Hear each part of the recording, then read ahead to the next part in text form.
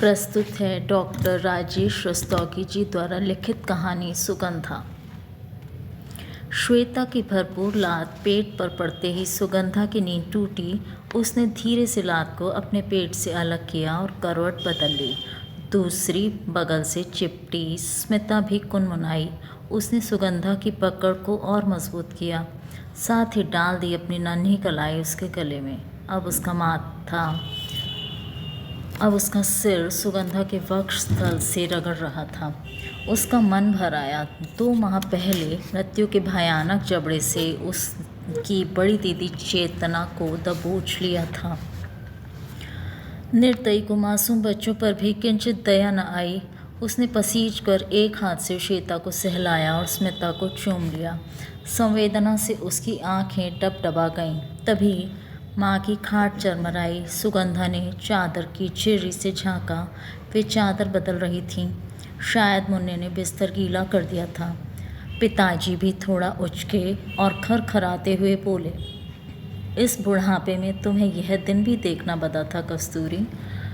सुगंधा ने हवा में घुलती एक गहरी सांस महसूस की। राम जाने और क्या क्या भुगतना होगा। पलक भर को वे रुकीं और मुन्ने को ढकती हुई बोली, मुझे तो आपके गिरते स्वास्थ्य की अधिक चिंता खा रही है। निराशा से टूटी, दुश्चिंताओं से खिन्न युक्त माँ की शिथिल वाणी सुगंधा के अंदर तक अवसाद सा घोल गई। पिताजी अपनी ही धुन में बोले, सोच रहा हूँ पेंशन में कैसे चलेगा। विशु ने भी कोई खत का जवाब नहीं दिया। कराहट भरी भुरभुरी पिताजी की आवाज़ गर्म सांसों में दब गई। न जाने क्यों सुगंधा को अनायास ही सेल डाउन होने पर होने वाले ट्रांजिस्टर की उखड़ी उखड़ी मोटी पतली ध्वनियों का ध्यान हो आया। वह कांपी। पिताजी का भरभराता स्वर अजानी दुराशाओं को में खींच कर ले गया। उसकी दृष्टि में घूम गया दोपहर की आया पोस्ट कार्ड, जो अब दोहरा चोहरा मुड़ा तुड़ा उसके ब्लाउज में घुसा पड़ा था। यंत्रवत उसने ब्लाउज को टटोला। खड़खड़ का स्वर उसे सांत्वना दे गया। शब्दों की शहतीर पर पिता के छोछरेपन को टिकाकर भैया की नाकारता का रहस्य उसके सीने में अभी भी सुरक्षित था। छल के एहसास ने कटाक्ष किया। सत्य को कहाँ तक झुठलाओगी सुगंधा। निरुत्तर सुगंधा ने पैर सिकोड़े, पीठ से चिपटी श्वेता को टटोला। उसे तख्त की चौड़ाई कम लगने लगी। अपने दाएं बाएं चिपकी बच्चियों को कुछ और अपने से जोड़ा। उनके गिरने की संभावना से वह गड़बड़ा गई। उसने सुबह होते ही वह तख्त को दीवार से सटा देगी। कम से कम एक छोर तो सुरक्षित हो जाएगा। सहसा उसे हंसी आई अपने सुरक्षा विकल्प पर। तत्क्षण ही वह सोच में डूब गई। भैया की चिट्ठी छिपाकर पिता की टूट का विकल्प भी इतना ही पंगु है। वह खिन्न हुई। इस विकल्प को कितने दिन तक सहेज सकेगी वह। उसकी विचार मग्नता भंग हुई। माँ कह रही थी, सुगंधा का विवाह भी करीब आ रहा है। सरसराता हवा का झोंका उसे गुदगुदा गया। बंद पलकों में मुस्कुराने लगा अनूप का आकर्षक बिंब। कोरा, चिट्टा, लंबा, छरहरा, हंसता हंसाता, सजीला सजीला। वह अपने आप में शर्मा गई। चिंता से लिपटी हैं की सच ने उसे फिर अपने तख्त के कठोर तल पर पटक दिया।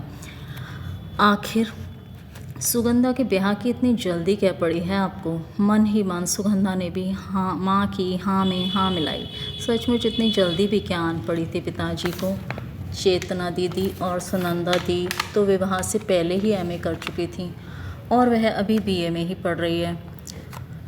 तुम तो जानती हो कस्तूरी, रुपया हवा लगते ही हवा में उड़ने लगता है। मैंने इसीलिए प्रोविडेंट फंड को अभी तक नहीं छुआ। अगर छीज गया तो मरते दम तक भी बेटी को डोली में न बिठा सकूंगा। पिताजी की बात को बल देती सी माँ दीर्घ निश्वास के साथ बोली, सो तो ठीक है। विशु इन्हीं रुपयों के ना देने पर मुंह बना गया और न जाने क्या सोचकर आगे की बात उन्होंने अधूरी ही छोड़ दी, जिसे सुगंधा के मन ने पूरी की। छोटे जीजा जी भी पखवाड़े पहले इसी बात पर जी खटा गए थे। पिताजी की साफ न का असंतोष भी उसे पचाना था, पर पिताजी किंचित भी ना डिगे। उन्होंने स्पष्ट कह दिया, प्रमोद भैया, तुम्हारी ज़रूरत तो बैंक भी पूरी कर देगा, बात केवल ब्याज भरने तक की है। मेरी सुगंधा के ब्याह में केवल 2 माह बचे हैं, मैं ऐसा वैसा कोई रिस्क नहीं ले सकता।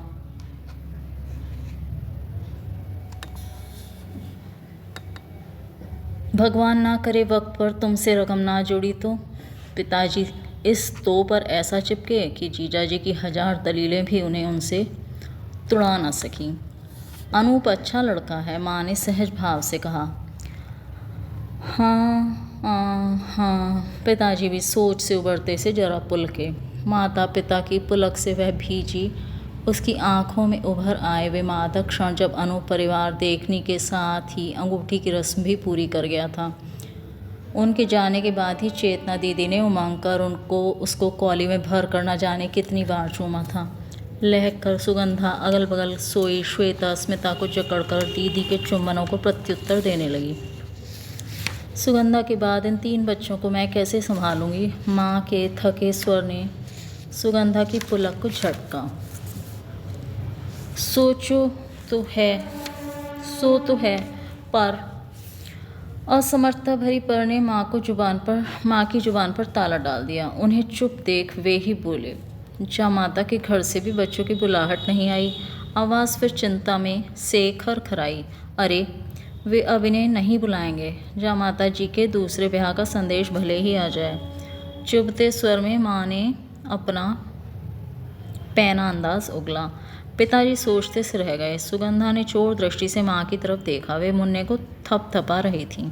कई मूक क्षणों के बाद जामाता के दूसरे विवाह से समझौता करते से वे बोले, हाँ अभी उम्र ही क्या है अरुण जी की, वक्त काटने के लिए साथी तो चाहिए ही, फिर बच्चों को जनानी ही समेट सकती है सुगंधा की माँ। माँ चुप रही। पिताजी ही रेतीली धरती पर आशा का पौधा जमाते से उमगे। तुम आशा रखो, अरुण अधिक दिन बच्चे छोड़ने वाला नहीं है। आप ही सहेज रखो अपनी आज्ञा। आशा, मुझे तो भरोसा नहीं। माँ ने तिक्त वाक्य से एक ही झटके से पिताजी का पौधा जड़ से उखाड़ फेंका। पिताजी चुप रह गए। माँ ने नज़दीक रखे स्टूल पर रखा टेबल लैंप ऑफ किया और लेट गई। कमरा धुंधला सा गया। माँ की तिक्तता को भीतर धकेल कर पिताजी अतीत को उधेड़ते से बोले, हम फिर 20 साल पीछे लौट आए हैं कस्तूरी। स्वर की उदासी ने सुगंधा को छुआ। उसे लगा धुंधलाए कमरे का अंधेरा सघन हो रहा है। हाँ, तब चेतना, सुनंदा और विशु इन्हीं बच्चों के उम्र के ही होंगे। सुगंधा का नाम उन्होंने छोड़ दिया। वह अनमनी सी हंसी। विशु भैया के कई वर्ष बाद अचानक ही टपक पड़ी थी वह इस परिवार में। स्वयं माँ ने आस पड़ोस सखी सहेलियों के बीच सलज्जता से कई बार इस बात को स्वीकारा भी था। अति भारता का बोझ हमेशा ही उसे सालता रहा है। वह अपनी अगणना पर आज फिर दुखी हुई, पर उसकी कातर क्षुब्धता अधिक देर तक निमग्न न रह सकी। पिताजी क्यों पहले के धुंधलाए छवि चित्र को शब्द का रंग दे रहे थे? तब तुम्हारे बाल कितने घने, लंबे और स्याह चमकदार थे। स्वर की चहक से माँ भी उमगी। आप क्या ऐसे ही थे? लक्षणा में माँ ने पिताजी को दर्पण सा दिखाया। शब्द मुकुर में झांकते पिताजी हंसकर बोले, तब मेरी कमर लठ की तरह मजबूत थी। और अचानक उनका स्वर अतीत के छवि चित्रों में गुम सा गया। शायद माँ भी वहीं कहीं थी। निमिष भर के लिए सुगंधा भी बचपन के साथ खेलते खेलते सशक्त पिता की पीठ पर बैठकर हवा में नकली चाबुक चलाने लगी। सहसा उसकी एकाग्रता भंग हुई। शायद किसी अपरिचित आहट पर गली का देशी कुत्ता भौंका। चिहुक कर आसपास के कुत्तों ने भी अपनी भौं उसकी भौं में मिला दी। बच्चियों के ख्वाब कांपे। वे सहम कर सुगंधा से और कस गईं। भयावह स्पंदन से वह भी सरसरा गई। कुछ देर बाद ही कुत्तों का शोर थक गया। वातावरण में पहले जैसी स्तब्धता छा गई। पिताजी का गहरा सोच धीरे धीरे ऊंचे उठते खर्राटों में घुलने लगा। माँ की आशंकित श्वासें भी हल्की हल्की सीटियाँ बजा रही थीं। उन्हें लगा रात की खामोशी निस्वर नहीं। वह जागने की बात भूलकर सोना चाहती थी, किंतु मन चेतना की सतह पर उन्हीं विसंगतियों के बीच खींचता रहा। क्या होगा मातृविहीन इन बच्चों का कल? अति विषादता से अंतस का क्षोभ उफना। जीवन भर साथ निभाने का वचनबद्ध पति पत्नी की मृत्यु के साथ ही बंधन मुक्त हो जाता है, परंतु अपनी प्रणय परिणताओं से तो निर्बंध नहीं। फिर मृतक पत्नी के परिवार पर उसकी संतान के दायित्व की भारता को लादने का औचित्य? ऐसे कर्तव्यच्युत व्यक्ति के लिए प्रतिकार अथवा प्रताड़ना का कोई सामाजिक विधान नहीं। वह हर पत्नी की मृत्यु के बाद नए सिरे से अपनी कहानी शुरू कर सकता है। उसकी उपेक्षित अपूर्ण कृतियों के उपसंहार की किसी को कोई चिंता नहीं, उनका कोई वैधानिक प्रश्रय नहीं। उसका तनाव बढ़ रहा था। पुरुष की इस अविराम स्वच्छता को कोई प्रतिरोध रेखा तक किस लिए नहीं खींची गई? आंतरिक भावावेश से उसकी संपूर्ण देह जल उठी। उसने तपकर चादर को अपने ऊपर से सरकाया। पलक भर बाद ही सुगंधा की चादर से उखड़ी देह पर ढेर सारे मच्छरों ने एक साथ झपट्टा मारा, जैसे पैरों से भूखे वे इसी टोह में खलबला रहे थे। उसने घबराकर अपने आप को ढका और बच्चियों को भी उसी में समेट लिया। बच्चियों के स्पर्श से मन की ममता फिर पिघलने लगी। वह शायद सोच रही थी, मातृविहीन निराश्रित जीवन को आश्रय देना संसार में सबसे कठिन है। प्यार की आवश्यकता उनको जितनी अधिक होती है, उससे अधिक उनके लिए प्यार की बाधाएं जटिल हैं। संवेदना उड़ेलना दूसरी बात है। काश वह उनके लिए कुछ कर पाती। अब वह स्वयं को माप रही थी। यदि वह सदा के लिए यहीं रह जाए, विवाह के बाद भी, चाह की असंभावना पर वह खींची। मन समाज की असंगत पर खौला। कन्या ही विदा होकर क्यों दूसरे के घर जाए? वर को ही वधू के घर रहना चाहिए। वधू के घर वाले ही तो मर खप कर उसकी कीमत चुकाते हैं। सोच टूटा। मुन्ना जोर से चीखा था। उसे विचार आया, उसी की तरह मच्छरों ने मुन्ने पर भी धावा बोला होगा। उसने चादर को तनिक से हटाकर देखा। माँ ने लेटे ही लेटे लैंप चलाया, बच्चे का ओढ़ना ठीक किया और उसे सहलाने लगी। मुन्ना बराबर हाथ पैर पटक रहा था। उन्होंने हार कर पिताजी की खाट का पाया टकोरते हुए कहा, जरा संभलना, शायद भूखा है। जरा संभालना, शायद भूखा है। उठो ना, पकड़ो, बड़ा बिलख रहा है, मैं इसका दूध बना लाती हूँ। पिताजी के उठने में 2-4 सेकंड लगे। माँ भी कमर थामे धीरे धीरे उठी। मुन्ने का स्वर बढ़ता गया। तब तेजी से लपक कर पिताजी ने उसे गोद में उठाया और हिला हिलाकर तेज तेज आवाज़ें करने लगे। श्वेता स्मिता भी उठकर बैठ गईं। सुगंधा ने हंसकर देखा। मुन्ना उनकी गोद में हाथ पैर पटक रहा था। उससे रहा न गया। उसने उठकर पिताजी से मुन्ने को ले लिया और खड़ी खड़ी धीरे धीरे सहला सहला कर सुलाने लगी। गिरती उठती लयबद्ध हथेलियों की थपक के साथ गूंजती चूड़ियों की खनक में मुन्ना रोना भूल गया। पिताजी चारपाई पर बैठकर सुगंधा को अपलक निहारते हुए सोचने लगे, नारी में मातृत्व का ये गुण जन्मजात है। इसके लिए कन्या को किसी दीक्षा की अपेक्षा नहीं। अपनी और पिताजी को एकटक देखते हुए सुगंधा न जाने क्यों शर्मा सी गई। श्वेता ने स्मिता को मुंह बनाए देखकर पूछा, नाली पर चलोगी? स्मिता ने हाँ में गर्दन हिलाई। मोरी तक पहुँचते पहुँचते स्मिता ने कच्ची गीली कर दी। श्वेता वहीं से ताली पीट कर शेम शेम करती चीखी। स्मिता रुआंसी खड़ी थी। मुन्ने को माँ को देखकर सुगंधा ने उसकी कच्ची बदली, पैर धुलाए और पहुँचकर तख्त पर लिटा दिया। कुछ देर की व्यस्तता ने सुगंधा को काफ़ी हल्का कर दिया था। वह श्वेता की जगह देती स्वयं भी लेट गई। मुन्ने के मुंह में शीशी लगाकर माँ ने उसकी कमर को सहलाया और बैठी बैठी ही ऊँगने लगी। पिताजी ने लेटते हुए कहा, सो जाओ कस्तूरी, अभी तो रात का 1:30 ही बजा है। हाँ हाँ। माँ के बरबस आंखें खोलते हुए हुंकारा भरा और आहिस्ता से मुन्ने की बगल में फैल गई। सुनो, बिजली बुझा दो, बड़े मच्छर आ रहे हैं। पिताजी ने मुंह पर चादर ढकते हुए कहा। हाँ, इस साल कुछ ज़्यादा ही हैं, वे उन्नीते स्वर में बोली और दाएं हाथ को लेटे लेटे ही बढ़ाकर लैंप ऑफ कर दिया। विशु का मनी ऑर्डर आ गया तो मुन्नी के लिए एक जाली खरीद लाऊंगा, वे बोले। अब सो जाओ। माँ ने अनमने स्वर से स्वर में बात टाली। पिता की बात से सुगंधा फिर छिली।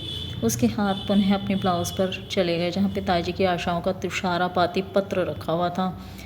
दोपहर से ही उसके मन मस्तिष्क में गरम गरम पिघला कांट सा भर रहा था। वह कसमस आई। उसे महसूस हुआ उसकी देर पर हजारों कांटे क्षण भर में उगाए हैं। यथार्थ से कहीं अधिक कातर कल्पना के कष्ट को वह घंटों से सह रही थी। कमरा फिर धुंधला गया। माँ पिताजी के संयुक्त खर्राटे कमरे की निस्तब्धता को पूर्ववत ही तोड़ने लगे। बुढ़ापे की नींद पक्षियों की नींद जैसी होती है। पल भर में खर्राटे, दूसरे पल ऐसे बोलने लगे मानो वे सोए ही नहीं थे। सुगंधा सोचने लगी, काश वह भी उन्हीं की तरह पलक झपक पाती। कुछ देर को तो कातर वेदना से मोक्ष मिलता। रात की स्याही के संग संग उसके मन का सोच भी गहरा होता गया। 15 पैसे के पोस्ट कार्ड की खूंटी पर अपनी असमर्थता को लटकाकर भैया सभी दायित्व से कंधा छुड़ा गए। सुनंदा दीदी परवशता का राग अलाप कर अपने में रम गईं। वह भी पराई होकर पिताजी की सभी संचित पूंजी डकार कर पिता के द्वार से खूंटा छुड़ा जाएगी। कौन बनेगा बूढ़े पिता की लाठी? झुकती कमर के दुर्बल कंधे कहाँ तक इस कच्ची पक्की गृहस्थी के साथ चल पाएंगे? नहीं नहीं, उसकी आत्मा झनझनाई। नियति के भरोसे अनिश्चितता के बीच इन सबको छोड़कर वह कहीं नहीं जाएगी। उसे ही कुछ करना होगा।